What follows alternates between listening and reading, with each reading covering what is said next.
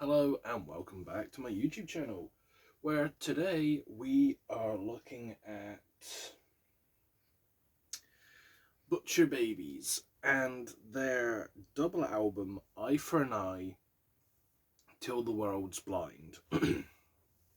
These two albums consist of 21 songs and a runtime of about 71 minutes, but the way that they've done the albums is fucking peculiar. So, Eye for an Eye is album one, and that has 7 songs on it.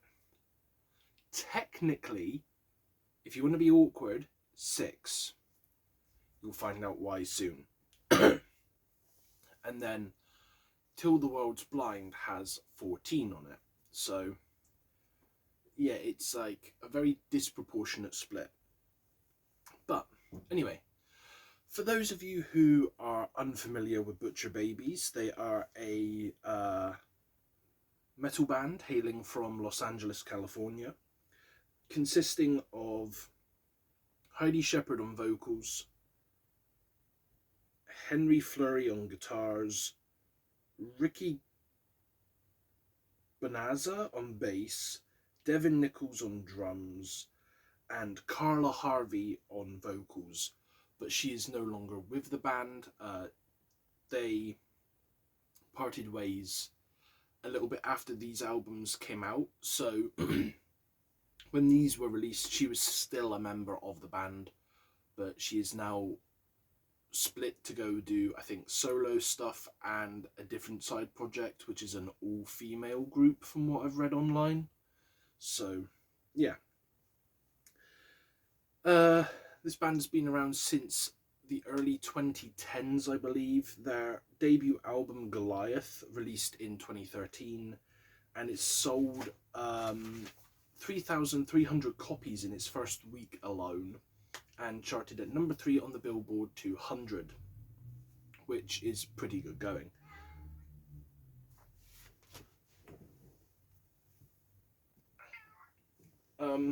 Apologies for that, my cat wanted to come in.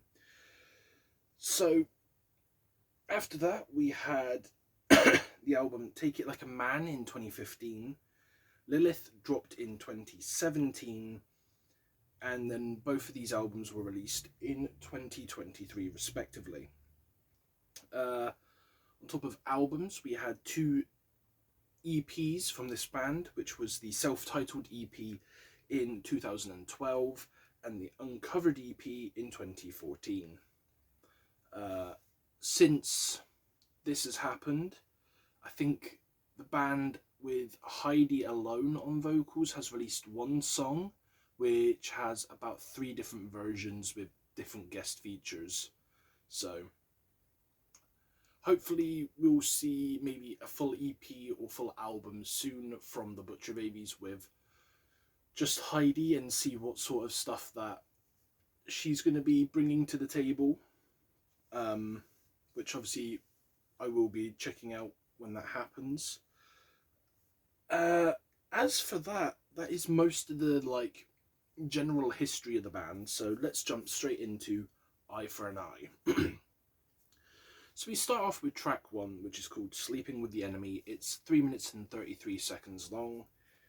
We start with these clean vocals, a very understated instrumental, which after a quick verse, I think it was, that opens this song, we go straight into a chorus. The chorus isn't bad on this one, but it's very sanitized, very radio rock.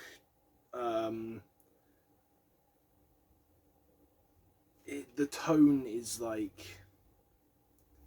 just kind of not what you expect from prior Butcher Babies material. Then we get the heavier sound for a very split little bit before the chorus again comes back in. It's a good song, but very much weaker than other material from them, as I've said.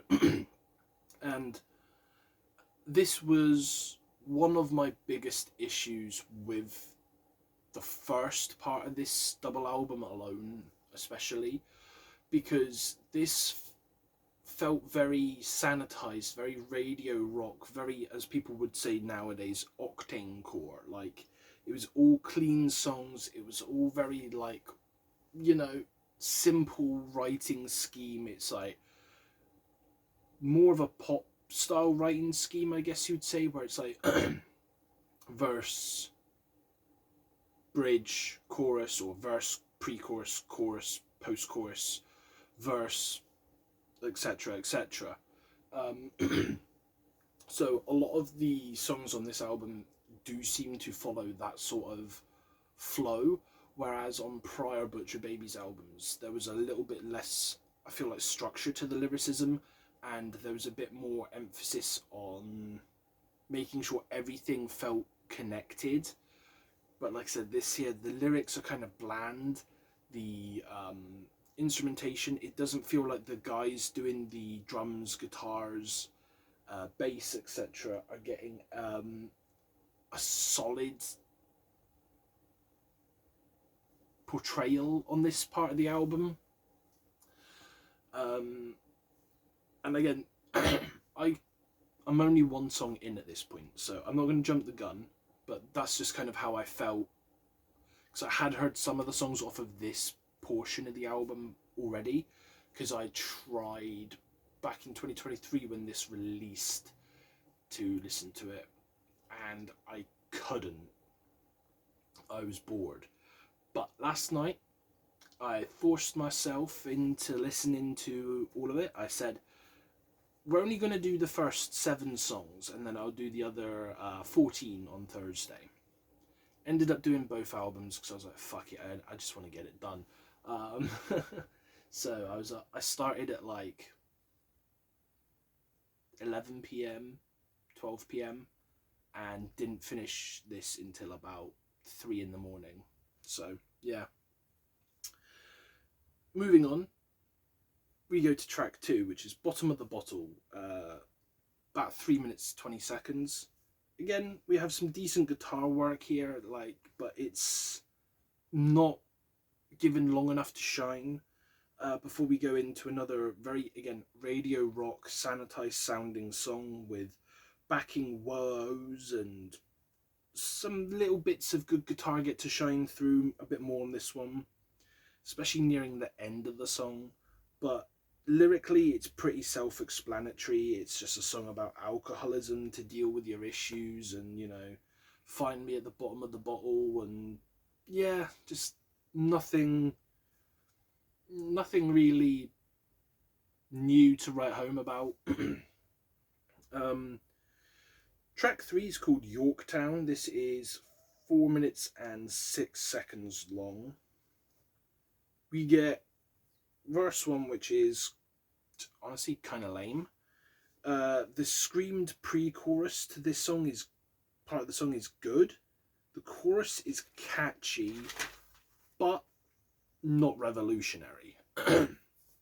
So the chorus to this one is, you know I'm not one to fake it, yeah, I've already made it. When the clock strikes 12, yeah, you'll see the real me. We only come out at night. So it's nothing revolutionary. As I said, it's kind of just, I'm not gonna fake stuff. I am only really me at night time. It's kind of that more like Oogie Boogie Monsters of the Night sort of vibe that a lot of their songs tend to kind of give off. But this version just feels phoned in. It doesn't feel particularly Butcher Babies-y, which that's a fucking mouthful to say. But the thing that really irked me the most with this song is after that very bland chorus, which is good, but it's bland, if you know what I mean, we get this juvenile counting chant pre-chorus, or post-chorus, sorry, which goes 2, 3, 4, 5, we've got 9 lives, count 'em, 6, 6, 6, 7, all bad girls go to heaven. And that repeats. So those 2 lines are repeated a total of 4 times after each verse, or after each chorus. Then it goes back to a verse. So it gets very fucking repetitive. Bridge 1 is a nursery rhyme that feeds into a guitar solo, and I can't remember what nursery rhyme it was. I didn't bother actually looking it up because I was kind of like, why the fuck are we using this? The guitar solo was solid, but it was too short. They should have given it a bit more time to breathe, a bit more time to play around with. Bridge 2 is better. Just then we end on a chorus, post-chorus again. So you get this slightly heavier bridge 2, which just then goes straight back into the chorus and pre-chorus of that stupid chant. And it's like, any momentum they give themselves on this song, they immediately like negate and go back on. So yeah, track 4 we move on to. This is called Dreaming in Colour. This is 3 minutes and 14 seconds, and this is a slightly okay sounding build into verse 1, which is very short, which then goes into a short pre-chorus, or post-chorus I think would be, no, pre-chorus, yeah. I'm getting confused with what's pre and post, fucking hell. The chorus is longer, but it's not fantastic, as it's very repetitive. We get a short verse 2 into pre-chorus flow. Again, the bridge isn't bad here, but it's 4 very simplistic lines, which just, again, it's got this very, as I keep saying, radio-friendly, radio rock vibe, which isn't all too fun or re-listenable, in my opinion. Like, you get some bands that can do this radio rock, octane core, whatever you want to call it, and they can do it well, where you can listen to the song again and you can enjoy it. But this version of the Butcher Babies is like the most bland, pop algorithmed rock music I've heard. Like, I wouldn't even call this first portion of the album metal, apart from a few solos and some hot starts where you get like a blast of a few drums and guitars, which then gets all the momentum killed immediately into these more sanitized sounds. You wouldn't know these guys had dropped some heavy fucking banger albums with some great songs on them previously. Like, if this was your first introduction to Butcher Babies, you would be baffled. Like, Lilith wasn't a great album, but it had some fantastic songs on there as a whole. Like, Goliath is my favourite album. It's just got much more better sounding songs, in my opinion. But, like, you know, on Lilith, at least you've got Lilith, Headspin. I think there's a few other songs on there that are really decent. But, like, this first portion of the album alone, it just feels deflated. It feels fucking soulless, honestly. Like, I mean,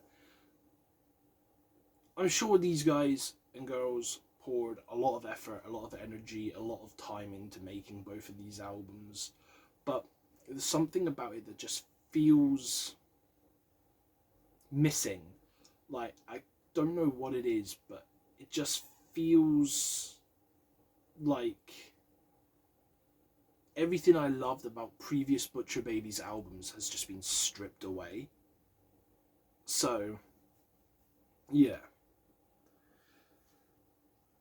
Moving on from track 4, we go to track 5, which is Last Dance, which is about 3.5 minutes long. There's a decent drum and guitar intro again, which gives you a bit of hope and sounds hype, but it immediately dies as fucking verse 1 starts. The chorus is actually not that bad as the... not as bad as the others, I should say.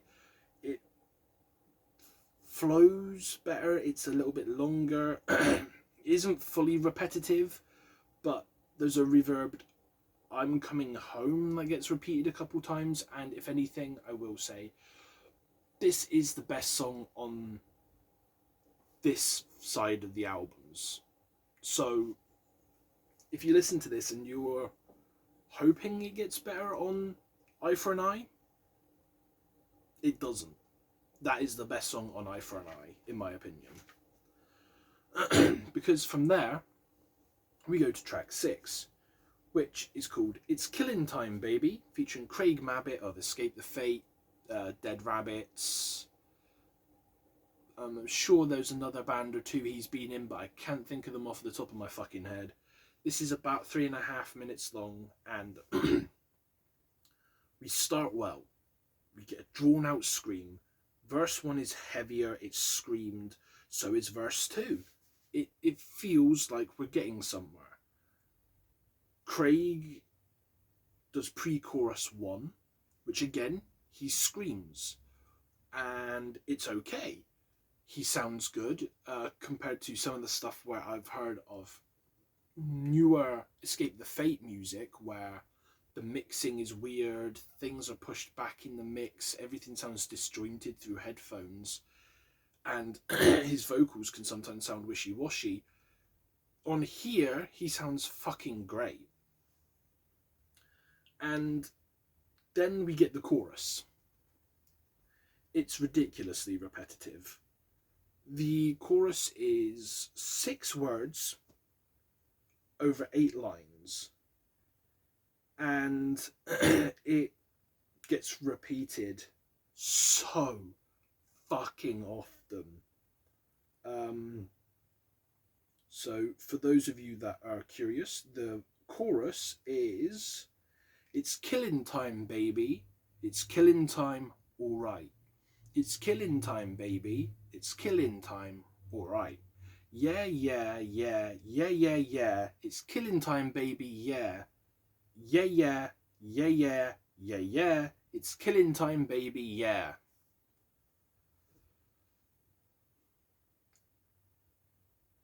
You've had a good start with a fairly decent verse 1, verse 2, post a pre-chorus and everything, and then that, which again, it is screamed, but it is the most lackadaisical, zero effort chorus I've fucking heard in a rock or metal song. And I don't understand. Like, surely you could have come up with something better than that. Like, I'm not a fucking lyrical genius, but my word, I would not have done that. Like, yeah, like I said, it's the heaviest song on this side of the albums. Again, Craig and the Girls do sound fucking great, but the chorus really holds it back, in my opinion. But like, the rest of the song is like, you know, black boots stomping space dust, bounty boy biker shooting straight from the earth's crust. What else do we have on here? We have talks of alien blood and Dressed to Kill, burning this city down because I like a good light show. Again, that bit there doesn't really flow fantastically, but who am I to judge? The pre-chorus again was, "Yeah, I'm the main man, intergalactic Satan. I'm the main man because when it's killing time, I'm a playboy with the right line." Again, that there flows quite well, especially with the way that Craig delivered it. But again, that flows into that very repetitive chorus, which kind of then just kills momentum of everything. Verse 3 isn't bad as well. You've got talks of being banned from heaven, starbound, a bruiser on a mission coming at you like a hellhound. The pre-chorus 2 isn't bad as well. Like, you've got talks about having a passion for destruction, a taste for laceration, stuff like that. Like, the chorus really is the only thing holding this song back. The pre-choruses, the post-choruses, the verses, the bridge, it's all much better. And if the chorus just had a little bit more polishing and wasn't as repetitive, I really think that would have been the best song on the album. But out of the 7 songs, that would probably be like my second favorite on here, because the rest of them were just weak as fuck. So that does take us on to track 7. The reason I say track 7 is because track 7 is literally just Sleeping with the Enemy again, but the radio edit, which is 3 minutes and 10 seconds, and it's confusing. The song is 23 seconds shorter. The lyrics look exactly the same. There was no swearing in it in the fucking first place to be taken out, so you can't say it was like having to be censored. It sounds the same. So honestly, I'm fucked if I know what's different.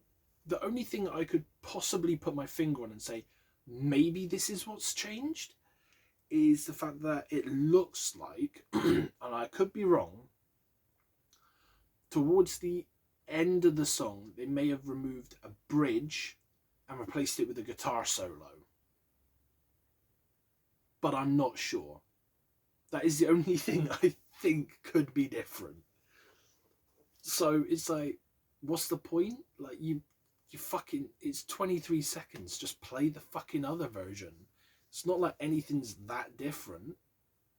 Like, it's pointless. It didn't even need to be on the album. You may as well have just done this as a 6-song EP and then had an EP album, like collab, or put it all on one fucking album. Do a deluxe edition of it and just call it Eye for an Eye Till the World's Blind and have like 20 songs on it. That would have been better than having this to fill up the gap. But we're not quite done yet, and we're only 20 minutes into the video. So moving on, we start off with Till the World's Blind. So, track 1 of this album. Darn That Nightmare. I saw the name and I was like, the fuck sort of name for a song is that? It's only 1 minute and 25 seconds long, and it's fucking weird. So like, it has some Cannibal Corpse ass lyrics, I shit you not. It's over like this weird old school radio style sound with distant voice paired with crackling and odd noises, and it's all clean sung, so it feels very disjointed, especially when you see the lyrics where they're like, peel your skin while fucking your skull, to fill it with cum until my fingers go numb, smashing your limbs one by one with a rusty sledge, your bowels will slice and strangle your face as maggots crawl around your putrefied chest, and stuff like this. And it's like, and then it ends with just going, every slaughter is a pungent pleasure, oh darn that dream. And I'm like, what? Like, if this was meant to have been done in one of their screamy sounds, where it's all like drawn out, it's echoey, distant, and Heidi or Carla is like screaming this in their like raspy, gravelly tone, and they've got someone else to do it in a more guttural tone, where it sounds like some sort of demon, I could have understood this being maybe a bit more of like a Freddy Krueger-esque type of, like, you know, nightmare scenario. But the fact that it's sung clean, it kind of feels confusing and weird to me. But hey ho. Like, you know, what am I to do? Like, it's not my artistic direction, but it feels like it should have been done differently as a listener. Moving on, we have track 2, which is Red Thunder. This is just shy of 4 minutes long. And we get a slightly eerie build that picks up into fast-paced verse 1. We get a really solid, heavier sound. The chorus is softer but simple. It flows well into another heavy verse after, like, we have these, like, break lines, I guess you would call it, of she speaks in thunder. They're repeated throughout the entire song, a little bit in the choruses. Get a good guitar solo on here that actually gets a bit more time to shine. The drum work actually is clearer on this one, and you can hear that the drummer is really doing quite well. Get a soft bridge into the chorus again before we get a heavy outro, and this is a much better start. This is a more Butcher Babies-esque song than anything on the last album. Track 2 then moves on to Back Streets of Tennessee, which is just shy of 3 minutes. Again, the heavier sound stays. We get fast drums, good guitar work, a heavy chorus, and heavy verse 1. So a solid start. We also get a solid short solo. Verse 2 keeps up all the momentum we had built. The chorus of "Let it rip, burn it out before I lose my grip.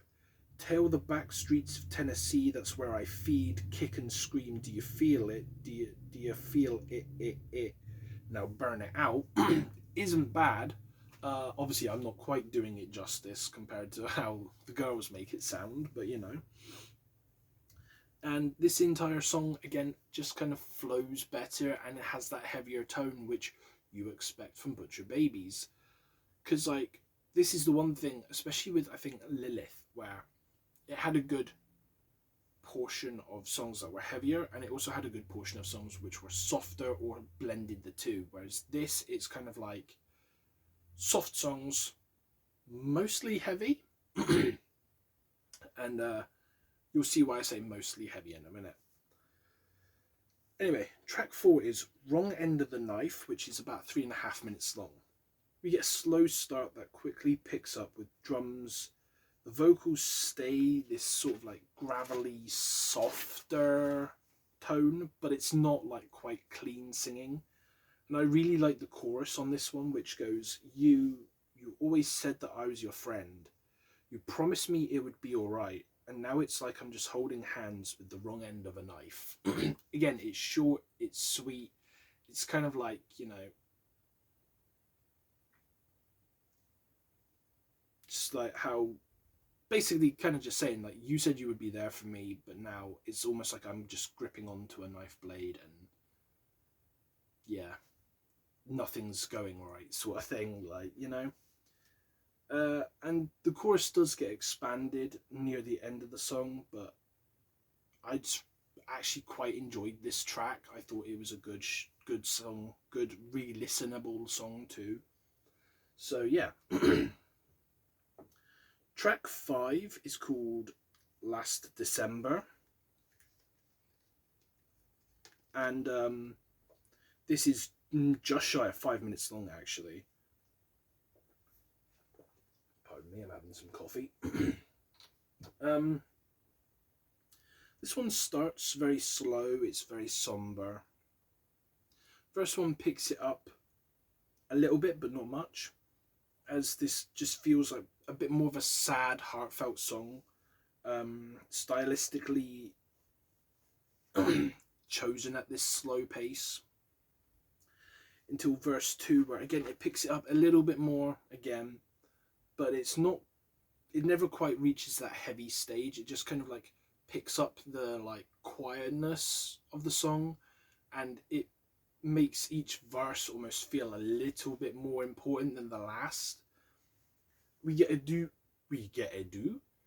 get a good solo before the final chorus of the song, and I feel like this is more of the sad sound that Butcher Babies pull off well when they're trying to do a somber, slow song, compared to the polished radio rock stuff that we got on album 1.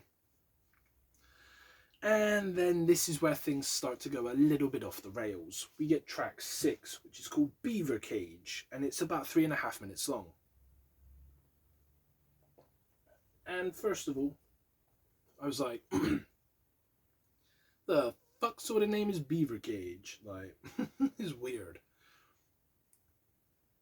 We get a slight build into a very weird start. I think it's an intro that is weird in terms of what I was talking about. Because it's like, oh no, it's verse 1. We go straight into verse 1. But it goes, who's this? What's this?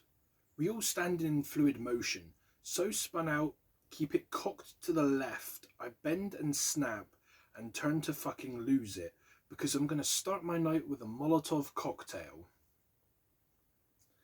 And the whole, like, keep it cocked to the left, keep it cocked to the right stuff sort of carries on throughout the song, which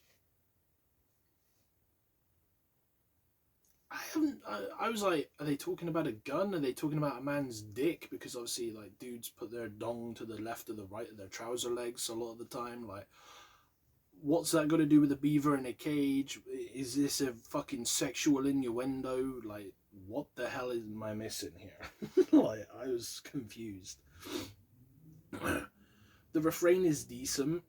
Again, it's not particularly a long refrain. It's a few lines talking about lobotomies, something about, do you want a side of fries with your culture shock? You know, all my friends, they play dead, but I don't care, and things like this and that. Verse 2 starts with that weird flow again of why this, why that, we're all full of fucking shit sort of thing. But it does flow a little bit better towards the end, because obviously we get the whole, you know, it's blown out, keep it cocked to the right, and then it goes, I'll snap, you'll bend, we'll saddle up a beastly savage, which again, that doesn't really flow well in my opinion. Then it goes, gonna end our night like the headless horseman, so at least they keep that sort of like horse riding theme towards the end.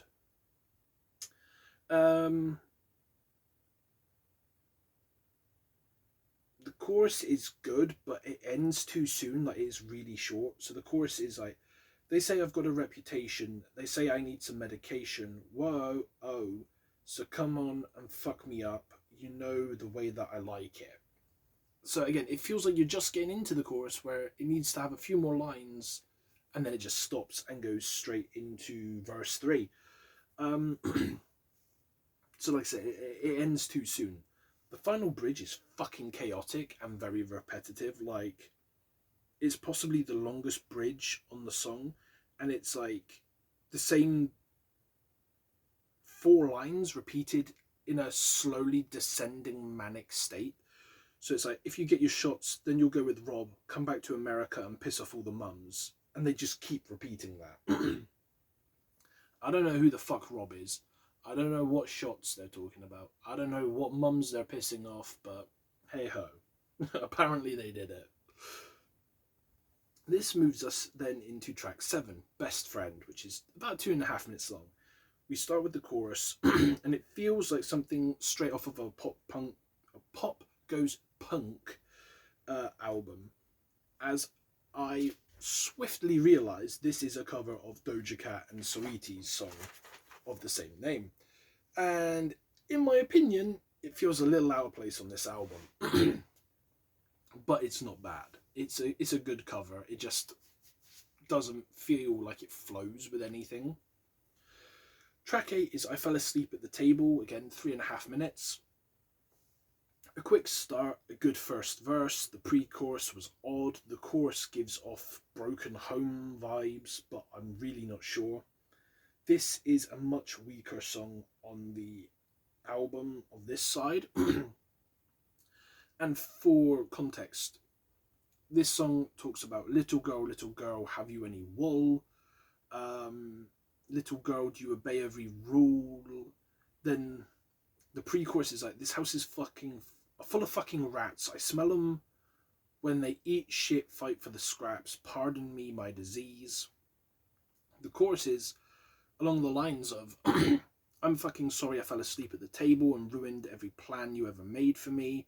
What did you expect from me? I'm sorry I left my shoes on at the table.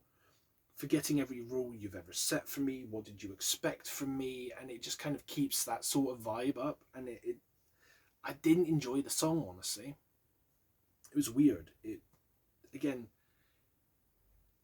didn't flow very well. It didn't sit with the rest of the songs very well. I don't know. Track 9 is This Is the Part, which is about 3 minutes and 48 seconds. You get a slow start to this one for verse 1. And it stays like that for the pre-chorus and the chorus. And then out of nowhere, because it didn't say this on the album list, Chad Gray of Mudvayne and Hell Yeah comes in for verse 2. Keeps this slower pace. The joint chorus isn't bad, but the women's vocals definitely overpower Chad Gray's vocals. The instrumental break here was solid. And the best part of just another mid song on the album. Honestly, like, I'm not trying to be mean about this stuff, but like, they had a solid start with the first few tracks on this album. And then once you get to like track 6, it's all downhill from there. Because from there, we move on to track 10, Spitting Teeth, 3 minutes and 13 seconds. A quicker start here. The pre-chorus is solid as fuck. So the pre-chorus is, begging for your life at the end of my knife. How many bullets does it take to fix your mistake? He's got a mouthful of lies, like father, like son. Tried to run, but got in the way of my gun. The chorus isn't bad, but it's much weaker than the actual pre-chorus. So for that there, the chorus is, spitting teeth when you speak. I already got what I need. I'm gonna cut you off at the knees. Start no shit, there won't be no shit. Don't start no shit, there won't be no shit. Let me see that way that you bleed. So it kind of just gives off this faux aggressive, don't talk shit or I'm gonna fuck you up sort of attitude. And again, the way that they later on in the song just keep repeating, let me see the way that you bleed a lot, gets very dull very quick. So it started off with potential to be a good song, and then as the song progresses, it kind of just gets boring, honestly. Like, a lot of bands try to do the faux hard man, hard woman stuff, but so many of them aren't believable. There are a few people that pull it off well, but it's hard. Moving on from here, we have track 11, which is called Kingpin. And this is about 3 minutes and 35 seconds. And I didn't like this song at all, honestly. I feel like it was a song about horse racing. Like, that's what I took from the lyrics, at least. Like, you know, I don't know. It was weak instrumentally. Vocally, it was okay. Like, but yeah, I just wasn't a fan of this song at all. So, for context, some of the lines here were, he's got the look of eagles, all bets are in, his odds are low. Sweat on his brow, anxious crowd, hoofs on the dirt with a 3-1, a final ride to show his worth. Then, you know, in the refrain, you've got lines like, one by one, shake him up, another pony down, move out his way, he's the kingpin. The pre-chorus is like, kingpin, he's in the money now, and that just kind of repeats. The chorus is talking about, you know, he rode his race, he held his place in the run. The gates are down, they're on the ground, they start in a 3-2-1 go. You know, it's, again, not the best flowing song. Like, it all kind of, again, has that almost like juvenile, childlike writing style, which I don't really know why. And again, I don't get why there's a song about horse racing on here when nothing else really has a gambling tone or a vibe. You know, there's been the odd drinking song. There's been, you know, the weird like rap metal cover. There's the weird ass Beaver Cage song. It just, none of this feels like one cohesive album. And that kind of stays. Track 12, we have The Devil Cut Me Off, 3 minutes 20. This is a quick start. The verse, pre-chorus, and chorus flow well into each other, but it's kind of just your average party metal song. With lines like, do the gods drink whiskey because the devil's cut me off, send an angel to come get me, what happens in hell doesn't stay in hell, etc, etc, etc. It's just more of the same. Track 13 is Till the World's Blind. This is about 5 minutes and 20 seconds, I believe.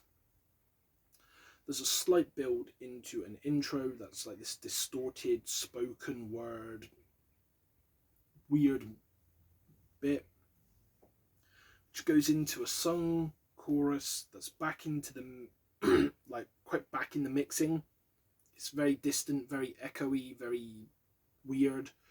Verse 1 again has this weird distortion on it. It feels like it's been pushed back in the mix, and it's all kind of muddy, kind of hard to make out some of the words. The bridge again is a garbled spoken word section with distortion over clicks, like a Geiger counter's going off. There's some loud drums. The ending of it is repetitive as hell and is also the cleanest section of the song. It's got the potential to have been a good song if they had just made some more stylistic choices that allowed for the album or the song to shine through on the album. Like, if you didn't have it all pushed back, didn't have it sounding like it's coming through a fucking 1950s radio and stuff like this, it probably would have sounded a lot better, a lot more polished, a lot cleaner, and it would have that re-listenability. But alas, they chose to have this weird stylistic choosing of distortion and mixing and things, and it just doesn't work. Vocally, although it was okay, like, but yeah, you couldn't really tell, for a want of trying. Like, you have to listen really hard to try and work out what's going on. And then we get track 14, the final track on the album. Don't Touch My Pole, 1 minute and 44. Simply, all I have written for this is, what the fuck is this? A random drunk dude's voicemail? What is going on? This feels pointless. This feels like a pointless way to end the album. Oh my god, this is fucking dumb. I am confused why this is on here. That was my thoughts in real time listening to this at 3 o'clock in the fucking morning. Like, I don't even know what was going on. Like, the dude was talking about putting his dick in another man's mouth, I think, and then he was like laughing and talking, and then something else was happening, and then he goes, hey, don't touch my pole. I said, don't touch my pole, and I was like, what the fuck is happening, man? Like, what? Why is this on here? Like, there's one thing I hate with music in general, is when you have a pointless fucking outro or an intro or an interlude which adds nothing to a goddamn album. Like, as a listener, if you're listening to an album start to finish, genuinely, I don't understand why an artist, because this is something that used to piss me off with Eminem as well, would have these weird interludes.